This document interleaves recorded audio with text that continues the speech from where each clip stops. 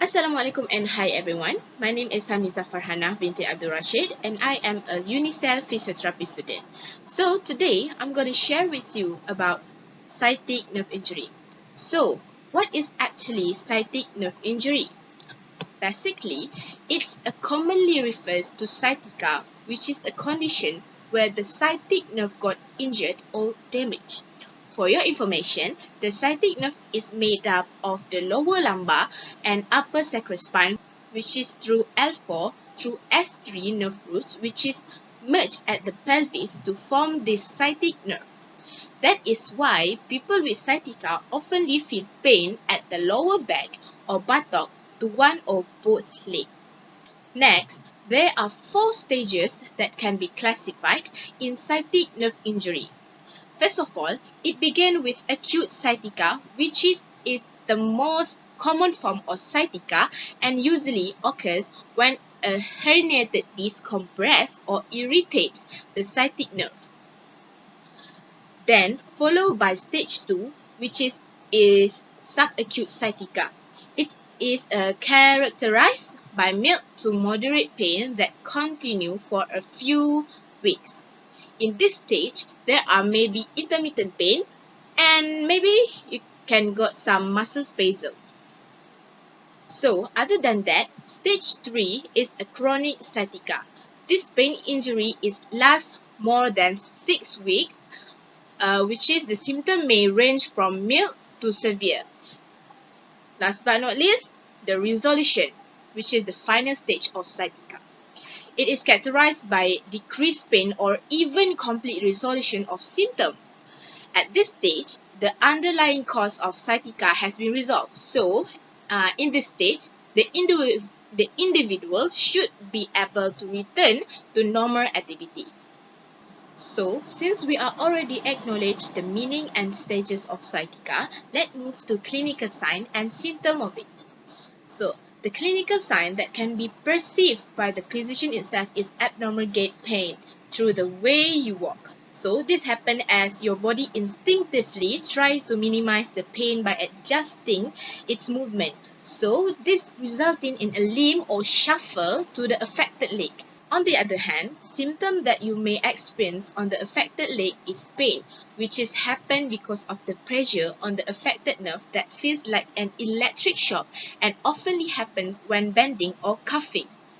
You also may feel tingling, which is feels like pins and needles, also called paresthesia on that affected side. Other than that, you may feel numbness, which is you can't feel any sensation on the skin in the affected areas of your back or leg.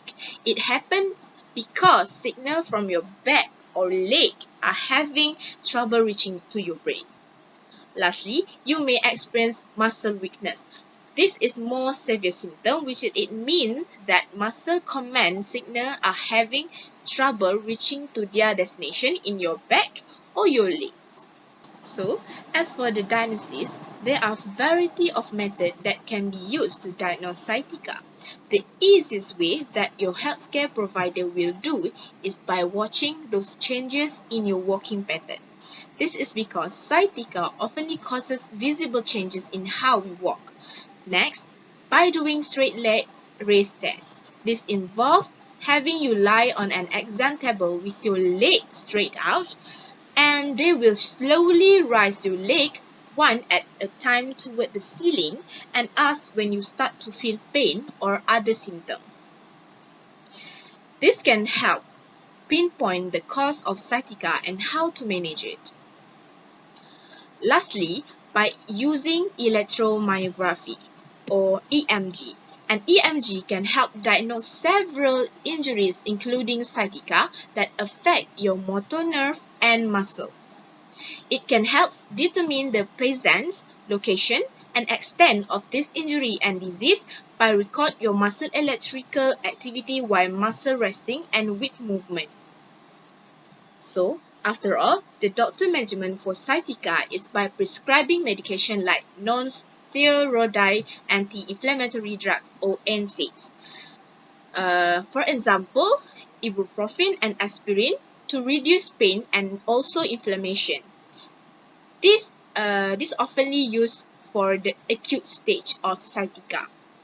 So, for the chronic sciatica, doctor will provide antileptic and antidepressant medication to improve nerve pain, which typically started with low dose and increased gradually to determine the lowest effective dose.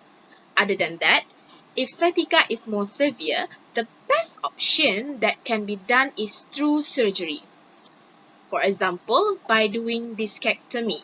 This is a surgery that removes fragments or small sections of a herniated disc that are pressing on a nerve. Or other option like neurolysis, which is a surgical dissection and exploration of a damaged nerve with the goal of freeing the nerve from local tissue restriction or adhesions. So, as for physiotherapy management, usually the therapist may hands-on the nerve mobilization technique on the affected part. This technique applied because nerve cannot stretch like muscle. So, by moving the nerve slightly with taking it through a motion repeatedly, the motion actually takes the nerve from a slack position to a position of being in tension or into a constant state of movement without tensioning the nerve. And this technique can also be called as flossing, tensioning, or gliding. It also works by helping the nerve move through the position where it is being compressed. Next, physiotherapists also teach the straightening exercise. This is because when patients engage in a regular program of gentle co-straightening, exercise such as bridging, they can recover more quickly from a flare-up of sciatica and are less likely to experience future episode of pain. Plus, this exercise provides relief from sciatica pain by reducing pressure on the sciatic nerve through the targeted stretches and movement. Therapists also oftenly use the TENS, which is transcutaneous electrical nerve stimulations. It uses electrical currents to relieve pain. To begin the TENS therapy, you need to adjust the device to the appropriate levels until there's pain relief. The device sends light electrical shock to the skin to stimulate the nerve. During a session, it's a light tingling or pleasant sensation along the affected area. The TENS unit has two ways to help sciatica pain. It obstructs pain signal from traversing the nerve to the brain, replacing them with a tingling sensation. It also helps relieve pain and reduce stress. So, the therapist might using of ice. So, for the acute stage, like for the first 48 to 72 hours of a sciatica flare, they using ice to decrease nerve pain signaling, and it also works as a temporary numbing agent that can reduce discomfort when your pain first arises. So typically, ice is used as an analgesic or pain reliever. It blocks superficial pain fibers and alters the experience of pain. So, other than ice, therapists may use heat therapy, which is after the 72 hours, which is it once the worst pain has subsided, that bringing on the heat can help relieve stiffness by encouraging your lower back muscle to relax.